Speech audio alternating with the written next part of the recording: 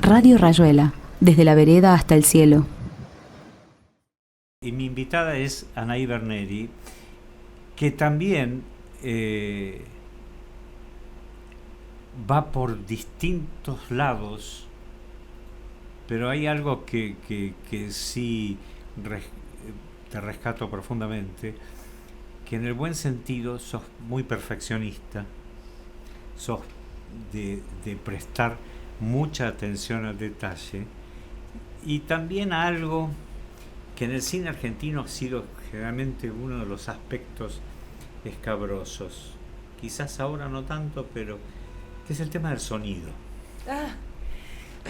Bueno, buenas tardes. Buenas tardes. Gracias, Fernando, por invitarme y por presentarme con Manhattan Transfer. Bueno, banda querida de mi niñez y adolescencia y muy familiar. Bueno, el sonido sí es... habiendo tenido, ¿no?, padre y hermano músicos, siempre está en uno. Se han quejado mucho de mis sonidistas diciendo el oído que tenés porque sobre todo con el tema de doblajes y el tema de la fola y el tema de, bueno, no tanto de lo musical, porque el sonido en el cine es todo una construcción que a veces a la gente, al espectador se le escapa, pero casi lo único que queda, ¿no?, de un rodaje son los diálogos. El resto es toda una construcción sonora que te acerca al universo de una forma que es inconsciente. Uno no tiene párpados en las orejas y eso hace que no pueda dejar de escuchar, ¿no? Cuando algo nos molesta, nos incomoda, cerramos los ojos y miramos para otro lado. Y es menos común, ¿no?, taparse los oídos en el cine, ¿no? Y se evoca muchísimo en el cine. El otro día justamente decíamos, bueno, empezamos a ver una película de género, de terror, y decíamos, una serie de Shyamalan. Y decíamos, bueno, ya me gusta. Y yo decía, ¿qué te gusta?, ¿no? Le decía a mi compañero, porque viste un solo plano y no es muy virtuoso. Y dice, claro, la construcción sonora, ya estoy asustado, ¿no? Es como, ¿no?, de ponerse desde lo musical, desde lo sonoro en un clima, es muy importante. Y mencionaste lo otro porque también sos, sin duda, muy perfeccionista con la imagen. y me acuerdo a vos, además de agradecerte muchas cosas, algunas que fueron préstamos y después regalos, pero tienen que ver con tu mirada, con tus lecturas y después con cómo transformás eso en arte. A vos te debo un ejemplar de una novela que me pareció excepcional, que es La mujer justa, de Sándor Márai. Y a vos te debo que me hayas insistido, casi con amenazas de ser excomulgado, que viera La Jetée de Chris Marker. ¡Wow! Chris Marker, qué cineasta. Y yo creo, toda comparación es mala, pero vos vas en esas direcciones, en la dirección de una composición sumamente cuidada. Yo he visto buena parte de tus películas. Me voy a referir ahora a los largometrajes, ¿no? A Un año sin amor, a Encarnación, a Por tu culpa, a Aire libre, a Alanis, lo que hiciste para Netflix, Elena sabe. Y hubo otro proyecto que lamentablemente hubo que interrumpir que estaba filmado en el sur, pero en todo hay algo que es irreprochable. Vos tenés una marca muy fuerte de cómo seguís visualmente las historias. Vos decís, bueno, no tenemos párpados en los oídos, pero los párpados que tenemos en los ojos es difícil que se accionen hacia abajo cuando te vemos, porque conmueve y te animás con temas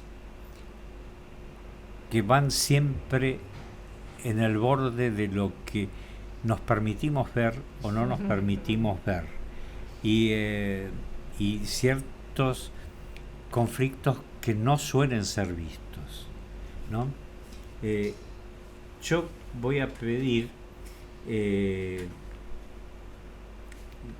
términos generales, yo te describo como un artista que además no solo incursiona en las artes visuales como el cine o la fotografía, que sos muy buena como fotógrafa. Descuidada.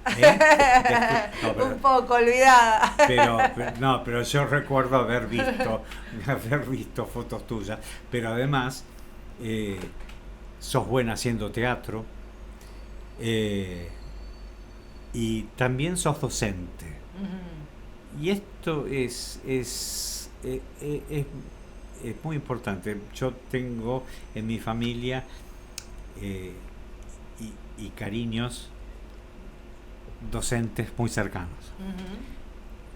Y el hecho de la docencia, en principio, es una voluntad de entrega, una voluntad de expandir, de transmisión, sí, para mí, ¿no? Sí. Para mí es muy loco, porque a mí estando estudiando en Ort en ese momento, yo seguí producción y no dirección de cine, me llaman, no había terminado, me llaman para empezar a dar clases ya de postproducción, porque bueno, trabajaba como editora, y terminé y enseguida quedé trabajando rápidamente en Ort, y me llamaron de ahí a un secundario de comunicación, y de ahí me llamaron para dar clases al ENERC, al SIC, en este momento, muy orgullosamente, tengo una cátedra de narrativa audiovisual en la UNA, y he podido viajar y dar clases en el exterior, tanto de dirección de actores como de guión. Para mí lo más difícil es enseñarle a alguien a dirigir. O sea, yo te puedo enseñar todo lo que precisás para dirigir, pero no me pidas que te enseñe a dirigir, porque eso es algo tan personal que he decidido dejar, ¿no? Si bien hago tutoría de tesis, ahora estoy trabajando para el FDC de Colombia, es el Fondo de Cine colombiano. Dirigir tiene que ver mucho con una forma muy, muy personal, ¿no? Muy intuitiva. Muy intuitiva. Yo siempre digo que me gusta dirigir porque es una forma de estar presente. Todas las decisiones se toman ahí, se toman en el set. Uno no tiene tiempo de dudar y tiene que activar ese lugar de la intuición para dirigir, el saber si sí o no, que entra o no en una película, o sea, qué actuación, qué gesto, qué vestuario, qué utilería, dónde el encuadre está bien o mal, tiene que ver con el conocimiento de el universo que uno está retratando, con el tema, con entender qué es lo que está contando. Y yo no entiendo qué vos estás contando, o sea, qué otro director está contando. Te puedo ayudar a entender de qué va tu película y profundizar sobre eso, y a partir de ahí buscar una forma, pero del específico de un proyecto y no en abstracto. No sé si se entiende lo que estoy Absolutamente, porque la mirada y sobre todo al nivel de lo que tenés que hacer es intransferible. Me acordé de algo, de alguien sumamente importante en el cine, que creo que cuando se le dio el reconocimiento por su carrera, me refiero a Kurosawa, dijo que no tenía muy en claro qué era el cine. Uno dice, si él no lo tiene, porque probablemente, y no creo que fuera por un acto de humildad actuada, sino porque ese conocimiento personal de cómo enfocar, cómo transmitir, es la obra, y es quizás intransferible en la manera de en dárselo a otro para que lo ejercite. Es en el momento de la creación. Y sí.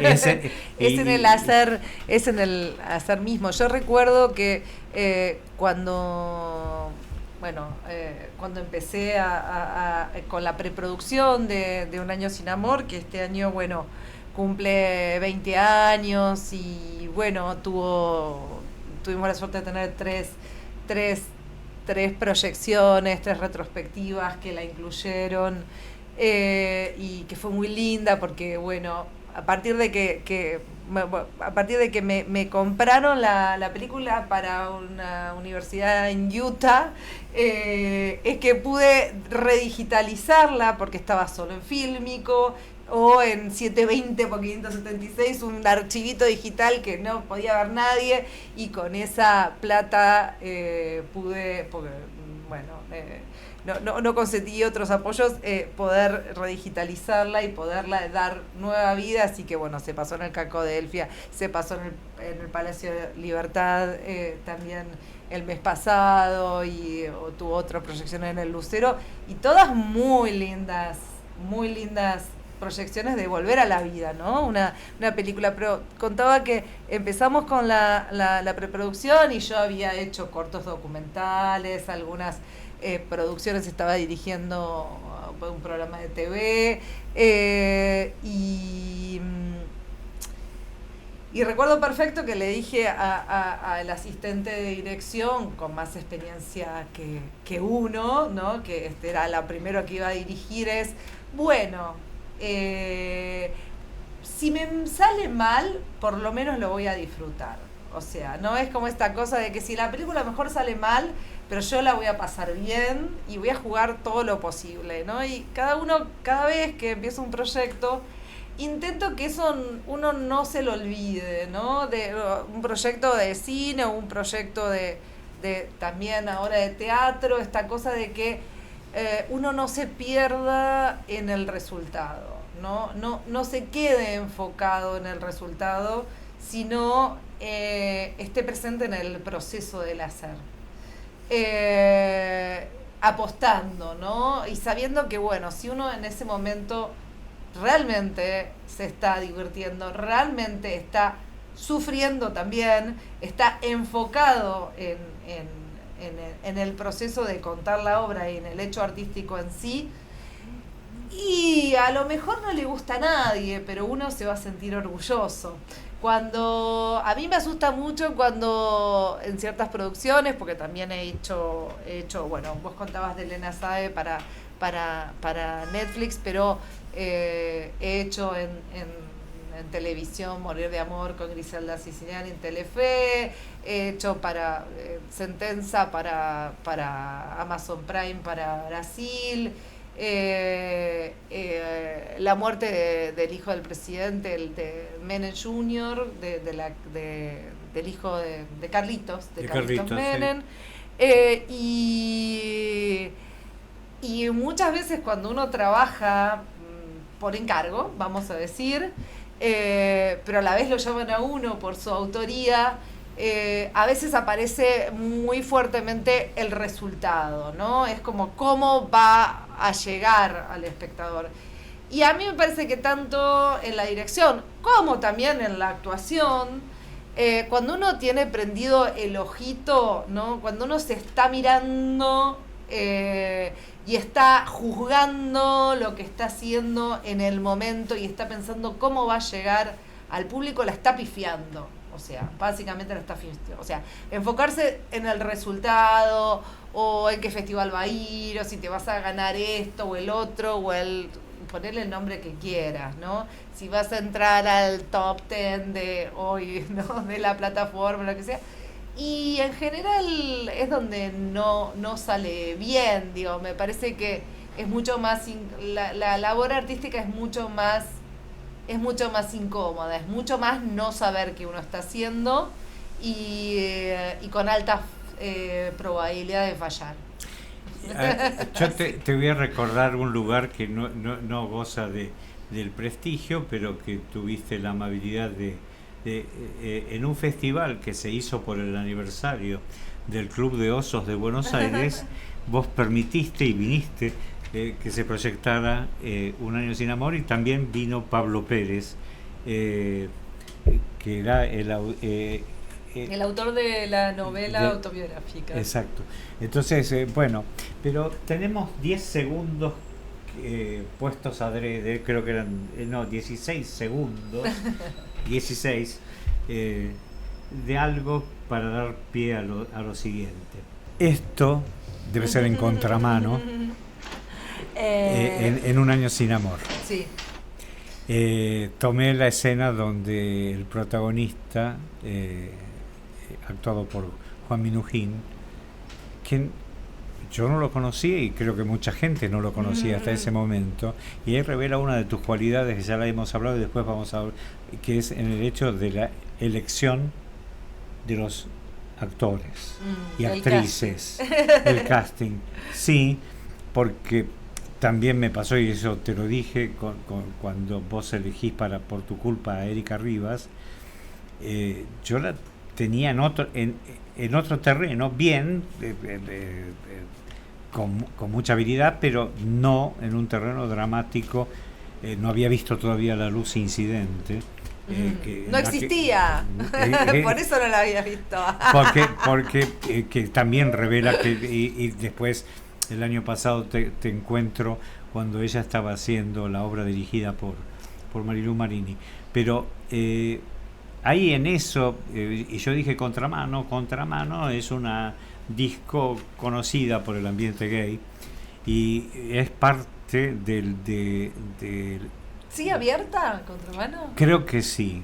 Yo confieso que no lo conozco personalmente, pero no por puritano.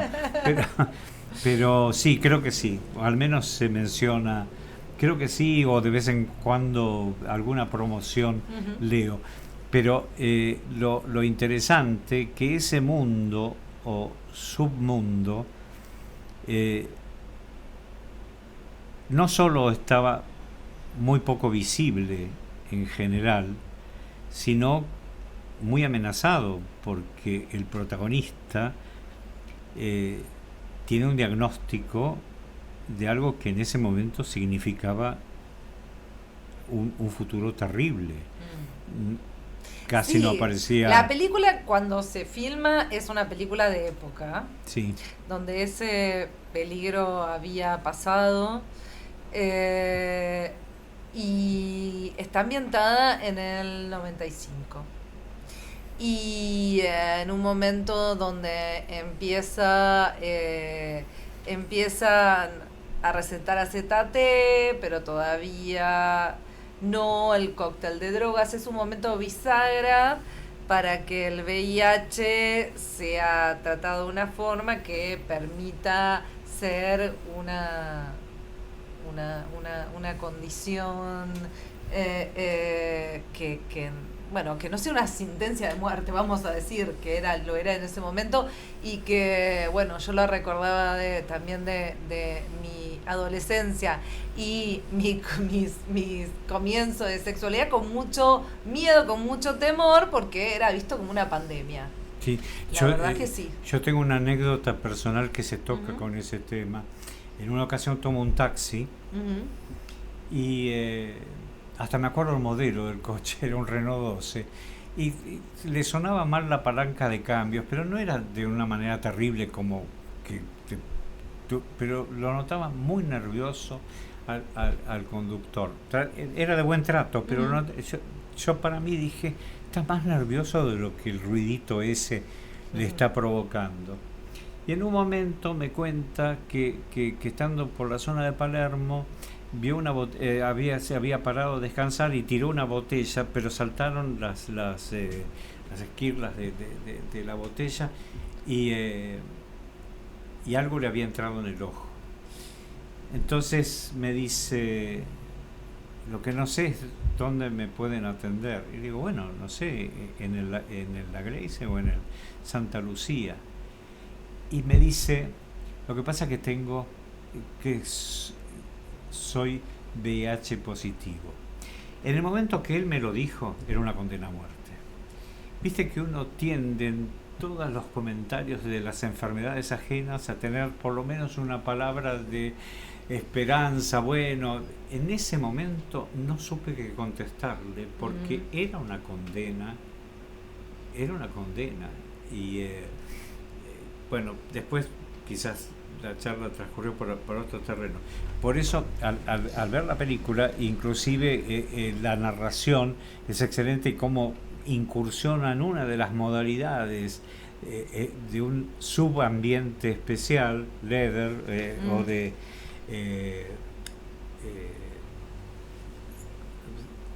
que tiene que ver, que está emparentado con los osos, pero tiene que ver con el sadomasoquismo y con ciertas prácticas especiales. Pero toda esa búsqueda está tan bien reflejada que para mí la actuación es extraordinaria. También, si yo me estoy acordando bien, estaba Osmar Núñez en el elenco, pero alguien que te pido que me lo recuerdes porque después siguió haciendo cosas con vos, que es el otro personaje principal, este muchacho que es pelado, si recuerdo mal. Está Carlos Portalupi en la película. Carlos Portalupi. No, él lo reconozco. Osmar Núñez, Javier Van de Couter. Sí. Que después con vos guionista y director también, que en este momento en algunas salas sigue en cartel la película que hizo con Camila Sosa Villada. No me está saliendo el nombre. Bueno. Ahora lo buscamos. Ahora lo buscamos. Pero vos algo contaste con respecto a esa entrada en el cine y, digamos, a tu decisión. Tesis sobre una domesticación, acá me están soplando. Bueno, gracias, Pablo. hermosa película que habla de la maternidad con una protagonista trans. Gran película que recomendamos. Pero el tema de tu decisión de jugarte más allá del resultado, hay algo que sí me viene siempre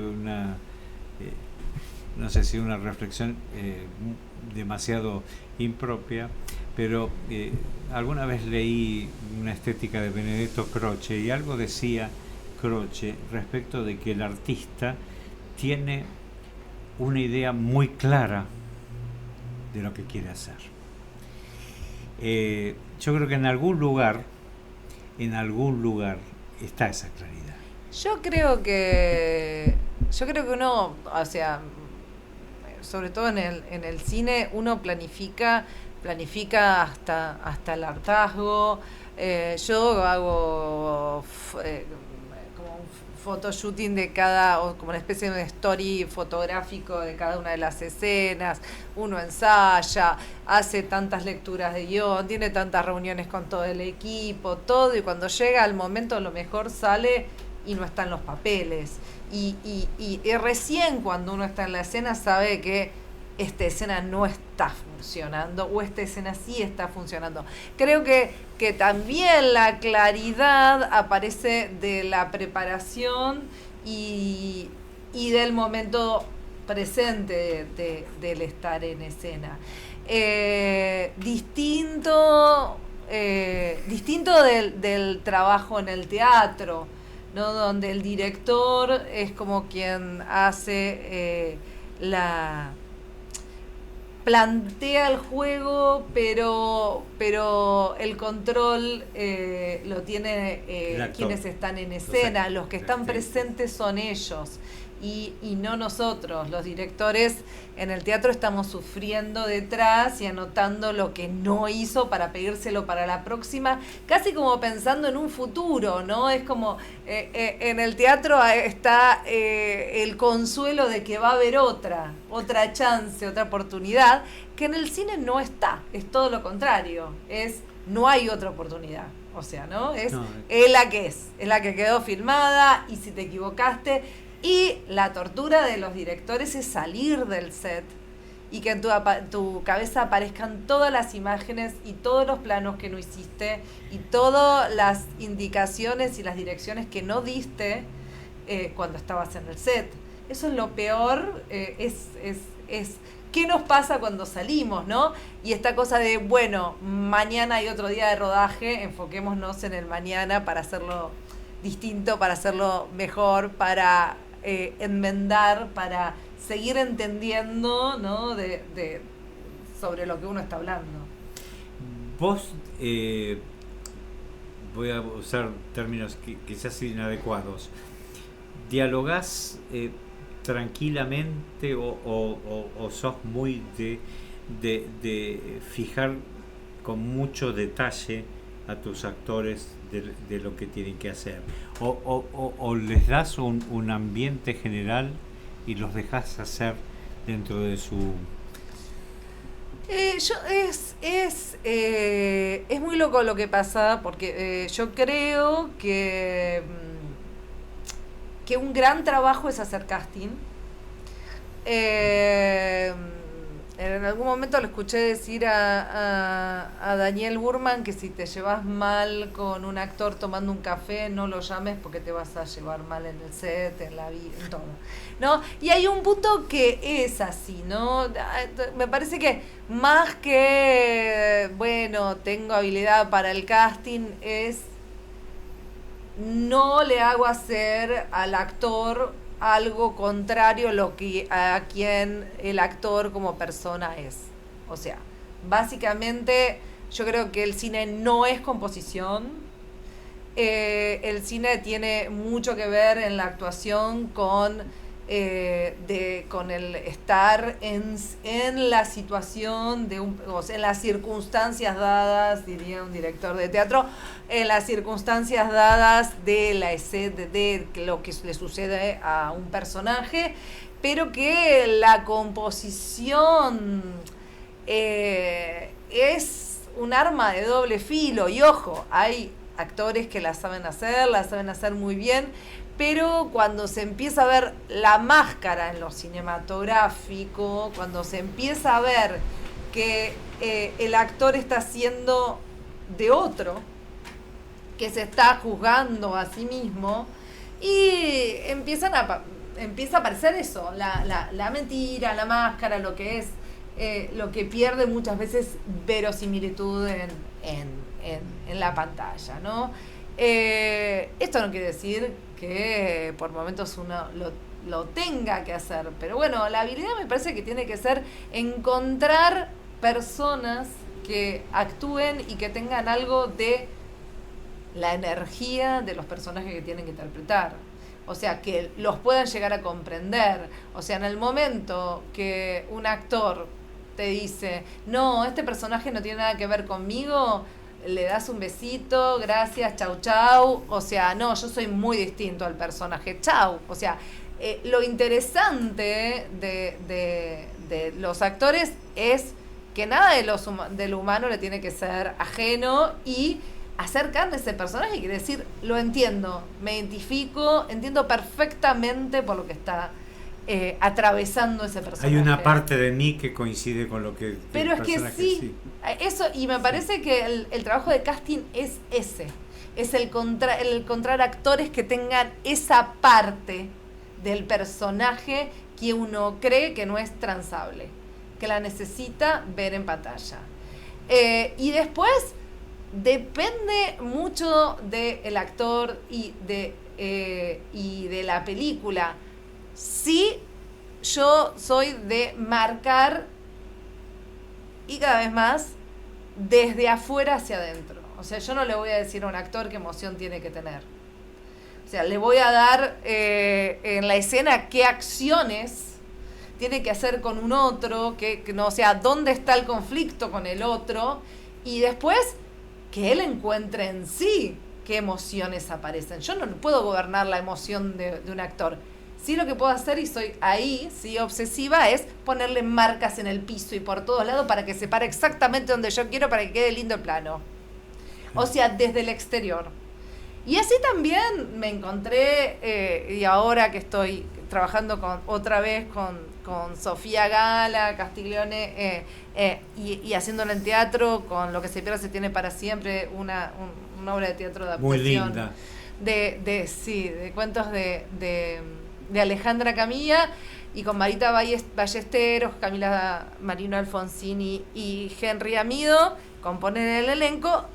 El proceso de trabajo que hicimos fue el mismo. Yo llegué con un papelito y el texto a contarle con la escenografía ya diagramada en qué posición iba cada texto y en qué lugar del teatro se iban a parar y cuál era esa coreografía. Y después las emociones, hablamos de que va la escena y ellos tienen que encontrar cómo entran y se identifican. ¿Cuál es el proceso que vos haces para conmoverte? La biografía del personaje, a mí no me interesa nada. De hecho, he trabajado, no sé, Elena sabe, con Mercedes Morán y Erika Rivas, que contaban, eran madre e hija, y contaban de esa familia una historia distinta. O sea, uno decía que el padre estaba muerto, otro que los había dejado. Cada uno tenía una idea distinta del pasado, de la categoría anterior de esos personajes. Y a mí no me importa nada. Es como, ¿te sirve pensar que te abandonó tu papá? Pensalo, si no está en la película. No, a mí no me cambia nada. Parate ahí, decí el texto, y este es el conflicto que los une, ¿no? Y después el detalle, ¿no? Pero el detalle tiene que ver muchas veces con lo chiquito, con el texto, con algo en la entonación en el texto, con el tempo de la escena, con el pequeño gesto. Total. Vuelvo un poquito, en Lo que se pierde se tiene para siempre. La escenografía es un personaje más. Sí. Es extraordinario cómo el desplazamiento escenográfico concurre al hecho dramático, no es algo que está... No, por eso le digo que fue casting y escenografía, y sobre esto, digo, armar una puesta en papel, no para que esto va a ser así, no se cambia, se ha cambiado, por supuesto, ¿no? Y luego tuvo que entrar a hacerse esa escenografía, que en un principio uno lo hace con tizas, con papel. Pero bueno, si van a ver la obra del Dumont 4040, van a ver que todo el piso está dibujado con tizas, para que se paren y pongan las cosas en el lugar que tienen que estar. Sí, eso es. Y las cosas se van armando y desarmando, como se arman las historias y se desarman las historias familiares, ¿no? Pero bueno, sí, la hizo Lu Carnicero, que ha trabajado conmigo en varias películas, en Elena Sabe, en Alanis, y que bueno, es una grosa que quiero muchísimo y una gran cómplice. Y además, por distintas cualidades, Por tu culpa vos trabajaste con una entrenadora o directora especializada en actuación infantil, ¿sí? Con María Laura Berch. Sí. Y con Alanis tuviste tuviste la fortuna, creo. Bueno, vos la elegiste a Sofía Gala porque estaba en ese proceso, pero además el hijo asombrosamente ayuda muchísimo a la actuación, Dante. Dante de la Paulera, bueno, que es muy loco porque hoy tiene 10 años y viene a muchas de las funciones de Lo que se pierde. Y bueno, ya hablamos de Kubrick con Dante, o sea, es un cinéfilo empedernido. No. Así fanático del Resplandor, digo, nada, te habla de Carpenter. Lo que sabe ese niño con 10 años es digno hijo de Sofía y todavía no lo han dejado ver a Lanis. Entonces me saca información sobre la película, a mí, a quienes a quienes la vieron, ¿no? Y a la vez yo creo que bueno, hoy ya es un artista nato, o sea, sí, uno sí. uno ya lo ve, pero lo que pasa con el trabajo, no me gusta decir trabajo infantil, es que con los actores, ¿no? Con los actores infantiles, que lo que sucede es que todo es pura verdad. Ellos juegan lúdicamente como lo hacen cuando están jugando y se la creen. Cuando un niño juega, se cree, lo hace soldado y se cree que lo hace en serio. Entonces lo que sucede siempre que uno trabaja con un niño es que sube el nivel de actuación de los adultos, porque uno no puede prestarle un poquitito de atención al niño, tiene que seguirlo, porque él va a hacer lo que quiera, porque no está dirigido. Por más que tengas un coach o no tengas un coach, la atención tiene que ser atención plena, y de eso se trata la actuación, de tener acción plena y predispuesta hacia el resto del elenco y hacia el entorno, ¿no? Yo ahora me estoy confundiendo, pero hace un año, y no voy a anticipar lo que va a suceder la semana que viene, porque supuestamente no tenemos que hablar de eso, pero hace un año yo te encuentro, y para mí, no sé si era que yo estaba yendo a ver la obra que estaba haciendo Erika Rivas, y te vi Mátate Amor, dirigida por Marilú.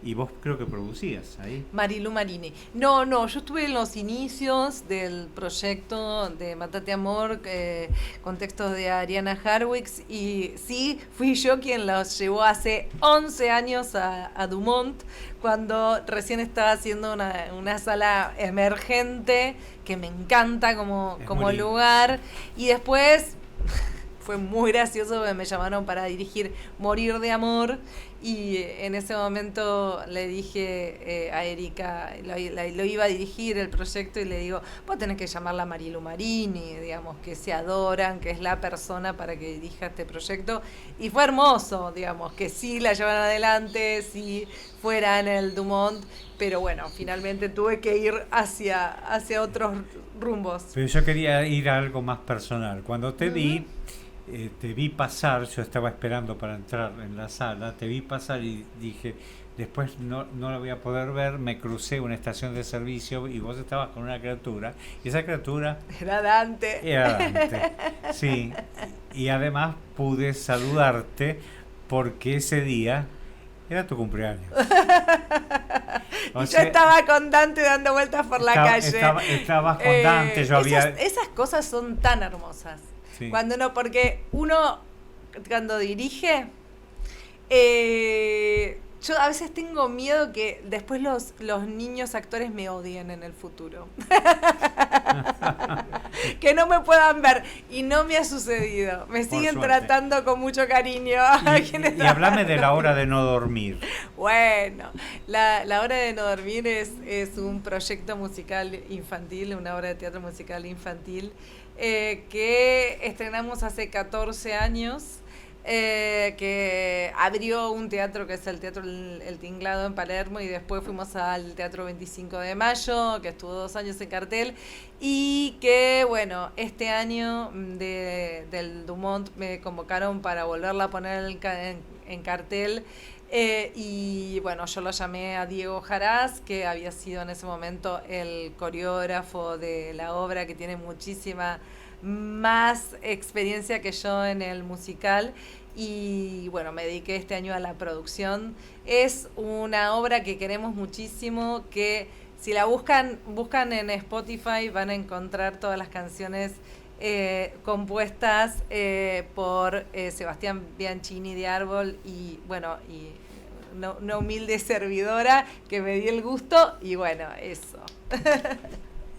Hay algo por ahí, no pasé los números del teléfono para los que quieran mandar mensajes, 1156519916, y te pido, Pablo, porque nunca me acuerdo de memoria el número de aquí. 113 485 ¿cuánto? 2124. Repetimos. 113 485 2124. Pero iba a pedirte, por favor, que pases por lo menos unos compases apenas, unos compases del tema que está marcado como E, Pat Moritas.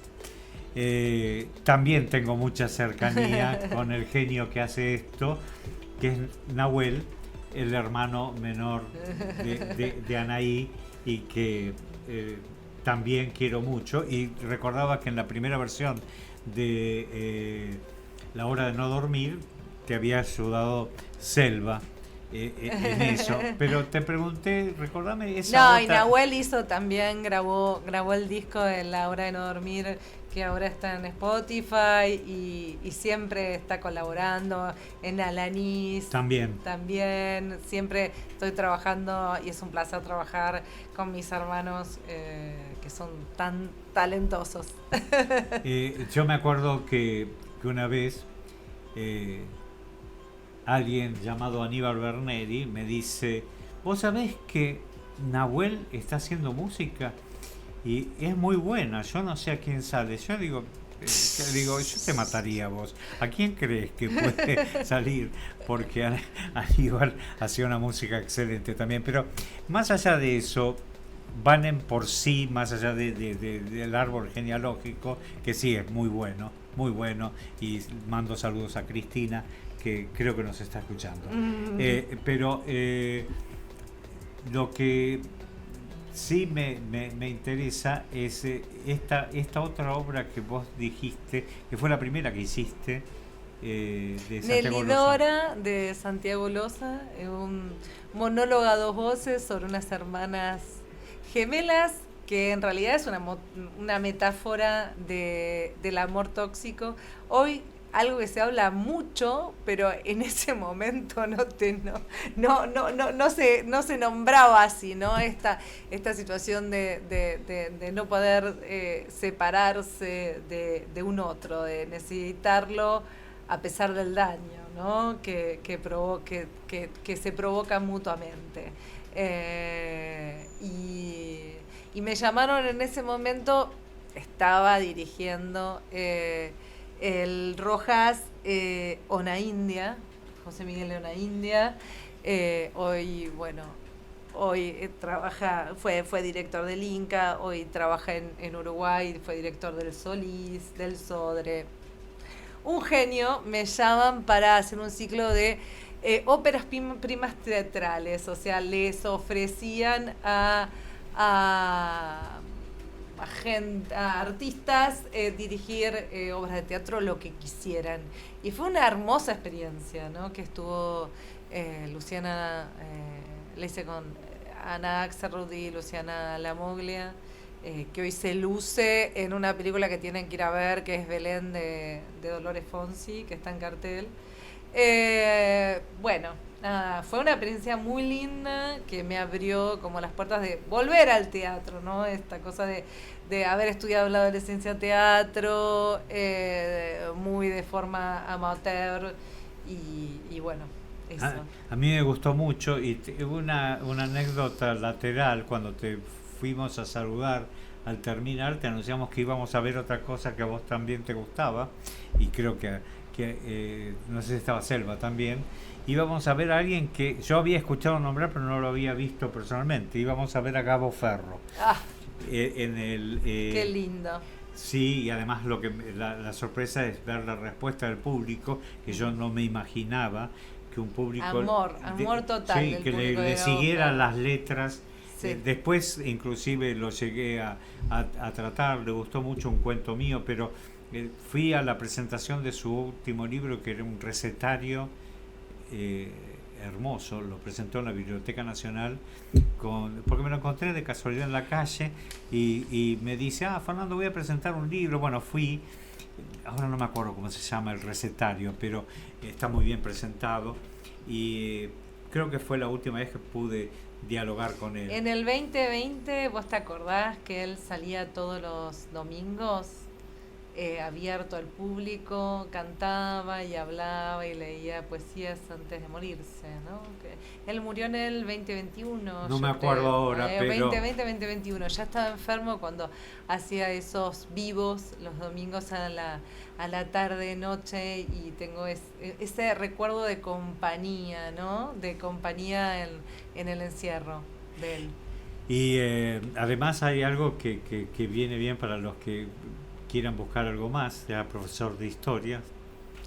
Bueno, yo no sé si fallé en la fecha que muere Gabo, así que me van a tener que decir, No, pero bueno, el lo vemos. 2020 me Puede acuerdo ser, de esa sesión. sí. Recetario panorámico elemental. Sí, recetario panorámico bueno, elemental. estuve en esa presentación y lo tengo dedicado en casa, pero Octubre de 2020.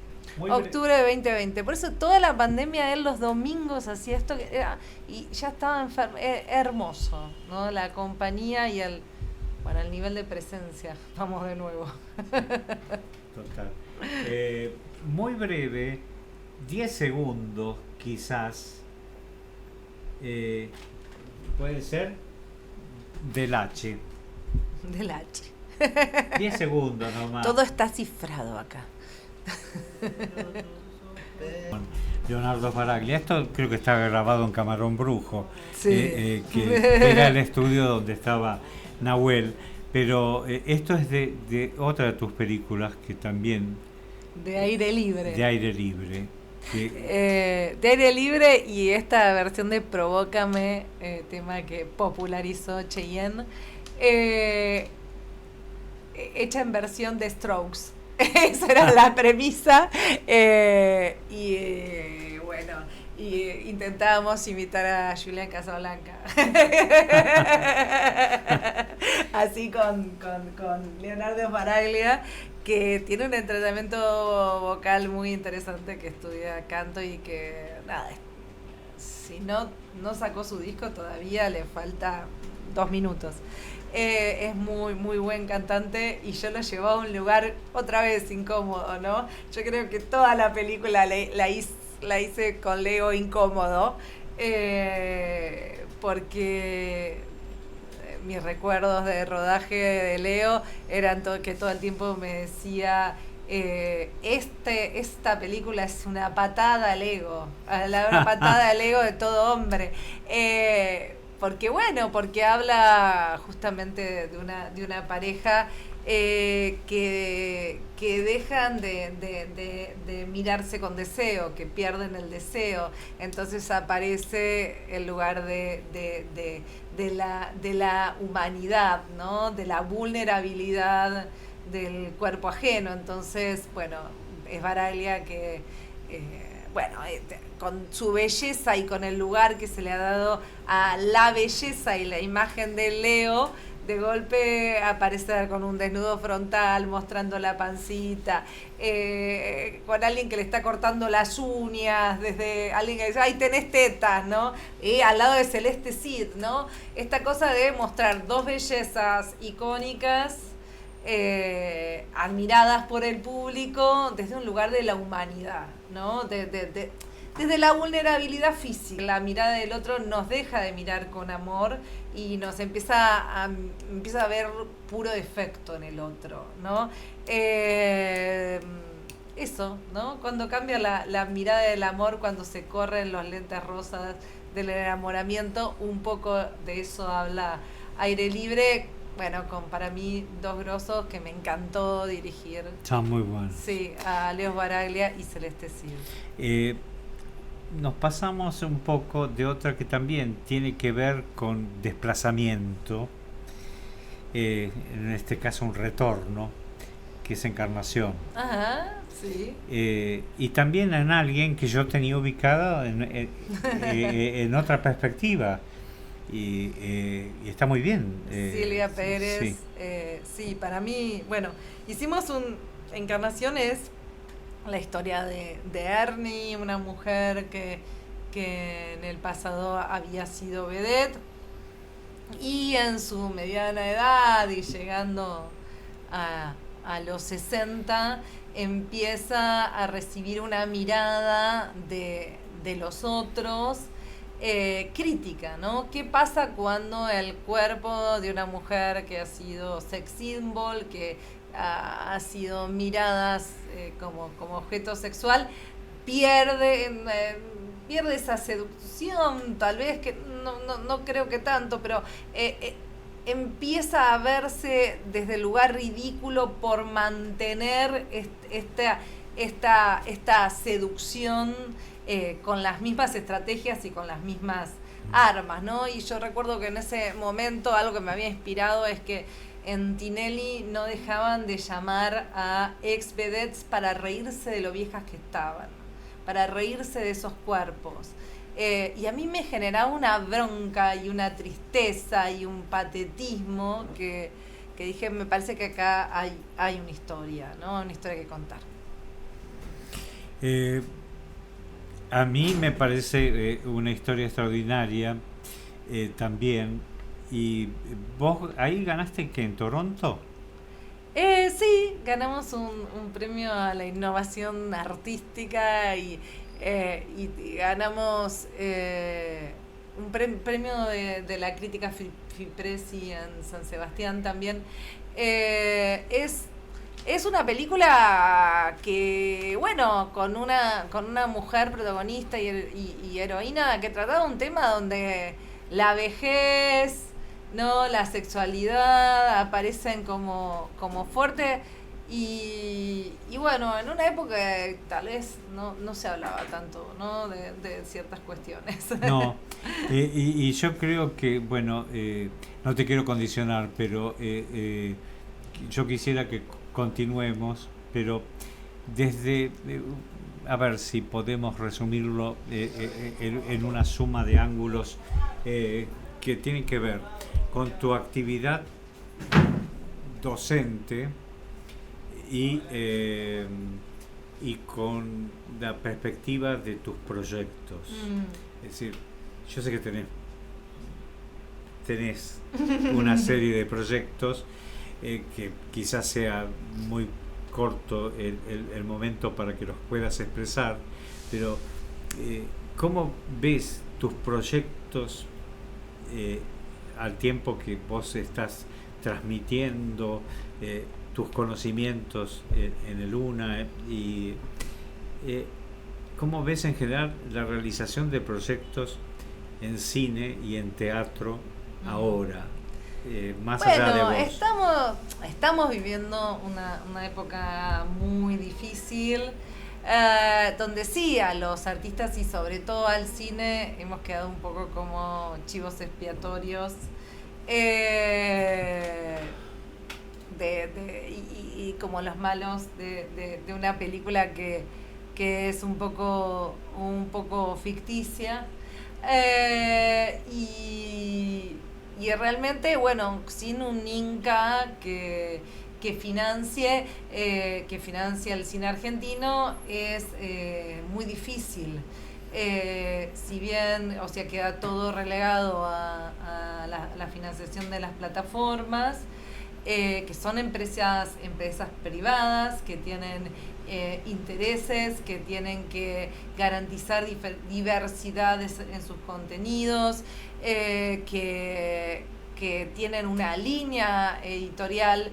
Y con esto no estoy juzgando para nada a las plataformas, sino haciendo entender, digo, ¿no? Que tengo muchos compañeros que se enojan, ay, pero producen siempre a los mismos. Digo, perdón, es una empresa privada de capitales extranjeros, o sea, no tienen por qué ocuparse de sostener la industria de cine argentino. La industria del cine argentino la tiene que proteger el Estado argentino. Y esto es así, ¿no? Se supone que en democracia debería ser así, algo que no está ocurriendo, no está ocurriendo para nada la protección de la cultura. Entonces, bueno, se pierde lo que es la identidad nacional a través del cine, y esto no es culpa para nada de las plataformas, sino del Estado Nacional. No, también, Sí. además yo me acuerdo de un productor de cine hace muchos años en un curso de cine. Vos eras muy chiquita en el momento que yo hice ese curso, pero hablando del cine así en términos generales, el cine comercial o el cine con más pretensión artística, y decía que el cine comercial era imprescindible porque gracias a los ingresos que generaba con las localidades vendidas, se podía dar tiempo a financiar otro tipo de películas.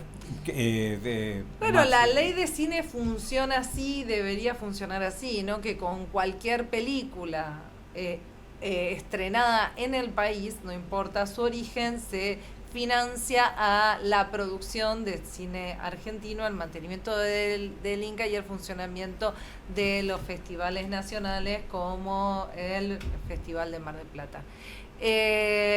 La realidad es que se está subejecutando ese presupuesto y que se habla mucho de la cantidad de entradas vendidas como única condición de éxito de una película, cuando todos sabemos que los últimos 20 años, pero bueno, también post pandemia, la cantidad de espectadores ha disminuido, y también de salas de cine, ¿no? Digo, donde hoy la visibilidad de una película no tiene que ver simplemente con las entradas vendidas. Y también yo me pregunto, ¿no? Los éxitos que hacen cantidad de espectadores en salas, ¿cuánto los vamos a recordar? ¿No? Yo decía, bueno, reestreno una película que tiene 20 años, como Un año sin amor, y lleno una sala del Cacodelfia. Y para mí eso es un éxito, porque si una película trasciende 20 años, eso es un éxito. Ahora hablabas recién de La luz incidente de Ariel Rotter, que se estrenó hace 10, 12 años y la seguimos recordando, ¿no? ¿Qué pasa con las películas que nos interpelan y quedan, ¿no? Quedan como reflejo de una sociedad, quedan en la memoria y impulsan las trayectorias de actores como Marcelo Subioto o como Un año sin amor, que es la primera película de Juan Minujín, que nos dan un montón de material, nos alimentan, más allá del entretenimiento de si vendió, y no voy a nombrar qué películas, cantidad de espectadores, las vamos a olvidar. A lo que voy también es, y creo que vos estás en esa dirección, es al hecho artístico como al hecho cultural como motorizador. Sí. El año pasado yo estuve presente en Mar del Plata, se hacía una protesta por la desfinanciación del CONICET. Lamento decir que entre los científicos o participantes que estaban protestando, ninguno de ellos recordaba lo que había pasado con Eudeva. Hay ciertas cosas que cierta derecha tiene muy clara. En el 66 se le dio un golpe casi mortal a la universidad, Y el dictador Onganía consideró que Eudeva era una cueva de rojos. Pini Spivakov, que venía de Exactas, había hecho de Eudeva una joya que llegó a imprimir 1 millón de libros y además rescató literatura argentina que se había perdido acá, inclusive estaba en bibliotecas en el extranjero, hizo conocer mucha literatura argentina. Cuando Onganía interviene Eudeva, Pini, que es uno de mis héroes, al menos en ese aspecto, fue profesor de Paenza. Una vez Paenza lo mencionó, se llamaba Boris Spivakov, era profesor de Exactas. Pini deja eso y crea el Centro Editor de América Latina.